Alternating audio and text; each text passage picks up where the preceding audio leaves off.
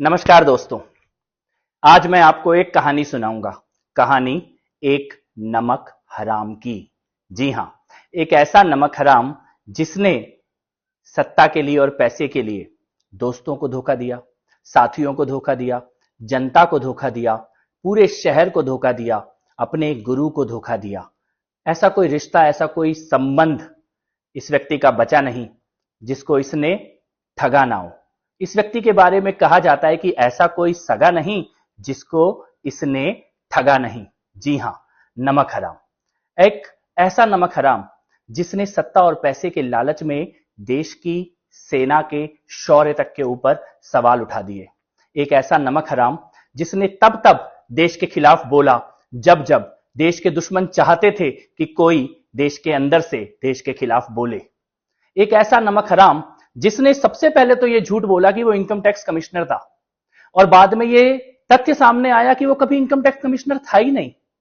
एक ऐसा नमक हराम जिसने अपनी नौकरी से नमक हरामी की, वहां से भागा और उसके बाद झूठ और फ्रॉड के आधार पर एक एनजीओ चलाई, झूठ और फ्रॉड के आधार पर एक आंदोलन खड़ा किया और उस आंदोलन के गुरु के साथ ही नमक हरामी कर दी।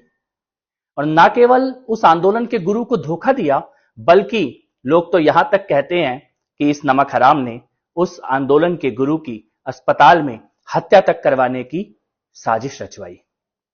एक ऐसा नमक हराम जिसके बारे में कहा जाता है कि चुनाव जीतने के लिए आंदोलन की सबसे पॉपुलर दलित महिला साथी की हत्या करवा दी, और बाद में उस महिला साथी की जब मां इनके घर आई तो अपने घर से इसको धक्के देकर बाहर निकाल दिया।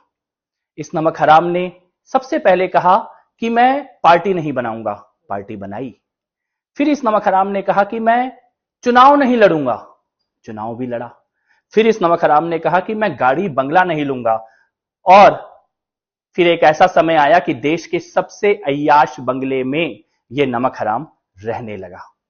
इस नमक हराम ने सत्ता के लिए ऐसा कोई छल, ऐसा कोई प्रपंच नहीं है जो ना किया हो।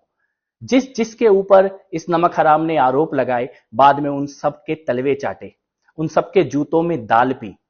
जिसको इसने कहा कि मैं इनसे लड़ने के लिए आया हूं, बाद में उन सब के हाथ मिला के खड़ा हो गया और देश से ही लड़ने लग गया, धर्म से ही लड़ने लग गया। इस नमक हराम की कहानी यहीं खत्म नहीं होती है। इसने टिकटों को बेचने का धंधा शुरू कर दिया। आंदोलन के और पार्टी के साथियों को सत्ता में आते ही एक एक करके चुन चुन के पीठ पर छुरा भोंकने लग गया, मारने लग गया, खत्म करने लग गया, बाहर करने लग गया।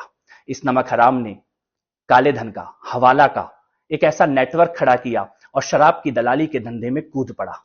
लेकिन यह इस नमक हराम की सबसे बड़ी गलती साबित हुई। यह नमक हराम फंस गया। इसके दो सबसे मजबूत साथी जो शराब की दलाली में, हवाला में और काले धन में इसका साथ देते थे, वो पकड़े गए और जेल चले गए। अब इस नमक हराम को डर लग रहा है कि यह भी जेल जाएगा। जेल जाने के डर से यह नमक हराम फड़फड़ा रहा है, बिलबिला रहा है, कुछ भी बक रहा है, अनाप शनाप, किसी भी तरह से जेल जाने से बच जाऊं, कुछ ना कुछ ऐसी आग लगा दूं कि मैं निकल जाऊं, बच जाऊं। लेकिन कानून का फंदा इस नमक हराम के गले पर कस चुका है। अब ये बचने वाला नहीं है।